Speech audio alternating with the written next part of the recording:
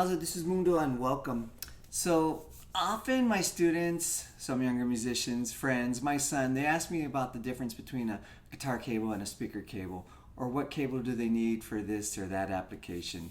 So for the same reason I made the All Things Ukulele video, I decided to make an All Things Cable video. Okay, let's talk about cables. First of all, they're one of the quickest way to improve or ruin your tone.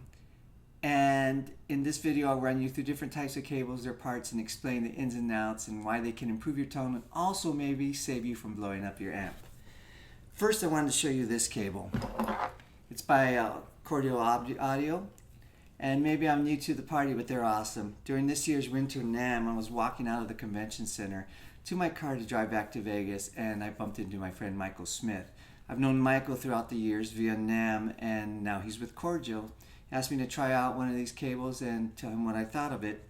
I didn't realize it would be my go-to gig cable as well as recording cable. I love the way it sounds, and yes, cables do sound or add or take away tone. I've gigged with this every week this year, and other than it getting stage dirty, it still acts like a new cable. Also, I don't have the gift of coiling any types of cable, and look, it still holds up great.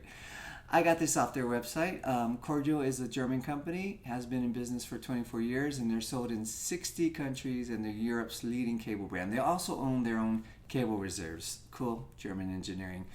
Talking to Michael, I feel they're set up to come into any theater or studio situation and do all the wiring.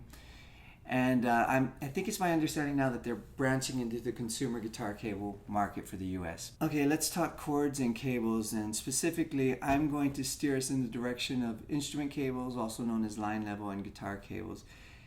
And while I'm a gearhead, I'm not the most technical guy. I generally just want to plug and play and let my ears and user experience be the judge of the product. If you want to go deeper, please do circle back and comment and share with the rest of us. And please subscribe if you like these videos. Okay, before we talk about our guitar instrument cables and speaker cables and the difference between these two, there are other cables we use as musicians. So first, let's talk about them and their connectors. My cables have XLR connectors, which have 3-pin connectors for positive, negative, and ground. Great for microphones, balance line levels. And in my acoustic amp, I have a balanced XLR mic out to connect to the mixer and the house feed. Side note, if you don't have a microphone out of your amp, then they just put a mic on your speaker. Sounds good normally. But for other situations, I have a blue box speaker emulator with an XLR out for those situations. These are RCA cables, and their connectors look like this. They're used for stereo equipment and also can be used for Speakon connectors, and the connectors look like this picture. I use them to power PA speakers and stage monitors, and they're cool because they lock into place. They can't be confused with a 1/4-inch instrument cable. We'll talk about that more coming up. Banana plug connectors, where you join a speaker wire to the binding post on the back of a power amp, and some amps even have special banana jacks. I used to use a lot of these, especially on my older studio monitors and rack-mounted power amps. TRS cables, they look similar to our 1/4-inch instrument and speaker cable, with the exception of an extra ring in the tip of the connector. TRS stands for tip, ring, sleeve, and to me I categorize them as stereo cables. And these cords can also have an 1/8-inch connector, and you see a lot of these with stereo gear like headphones. Like I said, they have an extra ring on the shaft, giving it 3 points of contact compared to our instrument cables and speaker cables, which have 2 contact points. These are good for running balanced equipment, but I use them to connect discretion pedals to my stomp boxes in my pedal board. Okay, now instrument and speaker cables. And once again, let's talk about the connectors, and specifically the 1/4-inch connectors, which are also called phone plugs. I grew up calling them jacks, which is wrong. Plugs are the male side of the connection, and jacks are the female side, so I still want to call them jacks. Our guitar and speaker cables have TS connectors, and TS stands for tip and sleeve. You can also have 8-inch TS cords, but for the rest of this vid, let's talk about 1/4-inch guitar plugs. Man, I want to say jacks. The 2 rings, tip and sleeve, are set up as a 2-conductor unbalanced mono cable. It has 1 insulator ring, which separates the tip and sleeve, and the tip carries the signal while the sleeve is where the ground or shield is connected, and this is our basic guitar cable or line level instrument cable. The main difference between our guitar cable and speaker cable is that a speaker cable is unshielded. Let's compare signal flow. This is a speaker cable. Speaker cable signals from your amp to your cabinet are high power, low impedance, and unbalanced. These signals are amplified, making high power, interference, and hum not an issue. And that's why the wires in the speaker cable don't need any shielding. They're unshielded. Now the line level cables, the signal from your instrument through your guitar cable to amp, is low power, high impedance, and unbalanced. So this cord is susceptible to all kinds of external types of noise you can get from like fluorescent neon lights, 60 cycle hum radio signals, cell phones, and other ghosts in the machine. This type of cable needs to have shielding. Okay, let's restate. Another way of stating this is that speaker cables carry the sound after it's been amplified and have larger conductors to carry that signal. This signal is much stronger than any outside interference and doesn't need to be shielded. Now, guitar cords carry weaker signals from our pickups to an amplifier. They use a smaller center conductor to carry that low signal to our amp. And now to eliminate outside interference, which would result in noise and hum, our guitar cables have an outer shield around the central conductor. And this shield is usually made of twisted or braided or even metal foil.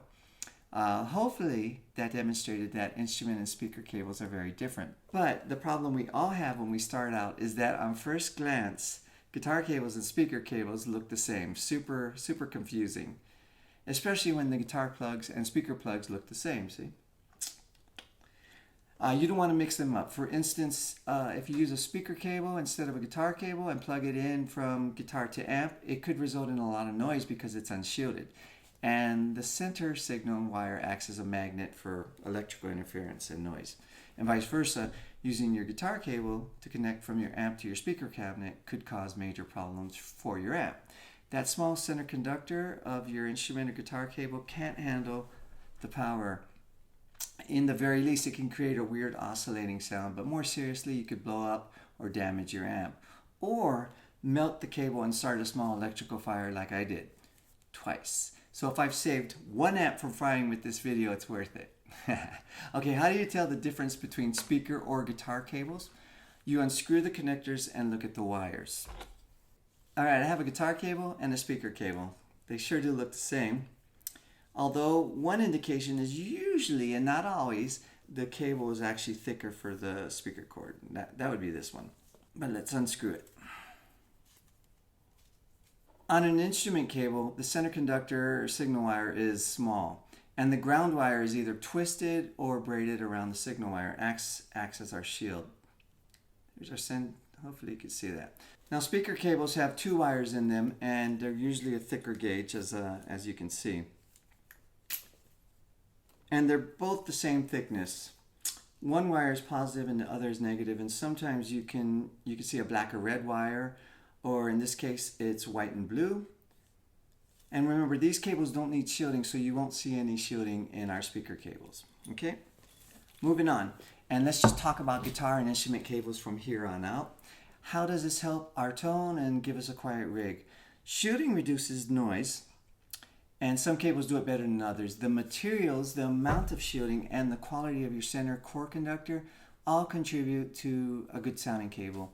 So do your own research on different technologies involved in the qualities between different materials, and you'll see a big difference in prices as well. And unfortunately, the higher price cables are generally quieter. Before I go on, I do want to say that a lot of this is very subjective. Tone is in the ear of the beholder, and to me, it's like wine. If it tastes good to you, whether it's cheap or expensive, it's good. And if a cheap cable sounds good to you, then it's good. I have a cheap Radio Shack cable that I've used for years. It's too short for stage, but in the studio, it's quiet, and for some reason, it has a special vibage that sounds really good to me. Another personal example are the Nutric connectors. They make high quality connectors like these guitar plugs, and I love them. To me, they sound good and are super durable. This Cordial cable uses them, and Cordial hand solders them as well, which is cool. But Nutric has another type of connector called the silent plug. Has this little extra thingy on the sheath. My friends love them, but to me it sounds a little dark and not as good sounding, so I stick with my regular Nutrix. And my point is, be confident in your ears and make your own decisions. And on the flip side, I don't mind spending money on a cord if it's going to last, be dependable, quiet, and most importantly, deliver tone. After all, as a professional, your tone is like your reputation. And I actually know one killer player that didn't get hired because of his rig. It was just too noisy. And also, as your ears change, like my teacher said, get educated, your taste will change too. So be honest, really open up to the idea that cables matter, and you'll start to hear a difference. Good quality cords do make a difference in reducing noise, and they don't always have to be the most expensive out there to still hear good, quiet results. I decided to use Evidence Audio solderless cables for my big pedal board, and it's super quiet, whereas my smaller project pedal board is a mismatch of cheaper patch cables, and it's noisy. Sometimes there is a give and take to a good sounding quiet cord. You can have a high quality cable that's just too thick with shielding and material, and it's just too heavy of a cord to use realistically. Nobody wants a cord pulling and weighing down on your axe. Now, it's my opinion that different cables from brand to brand sound different, and some capture the tone that I'm looking for better than others. Oftentimes when I find a brand, I'll stick with that brand. And personally, I like cables that sound transparent and seem to have a full spectrum of frequency coming out of my amp. I've tried other cables, and while they sound good, they might be too bright or too dark, and they're not for me. So you find what sounds good to you. Let's get back to our 1/4-inch connectors. It's my understanding that plugs are usually made of brass and then plated in nickel or other metals, even gold, which this is. Now, brass oxidizes, and that's bad for your total signal. Nickel plating eliminates this. Also, some people swear gold-plated jacks give you better tone. I don't know if I hear the difference there, but maybe what they hear is a cleaner signal because gold doesn't oxidize by itself. It doesn't rust or tarnish. It might be a trade-off though, since it's a softer metal and the gold plating might wear off in time.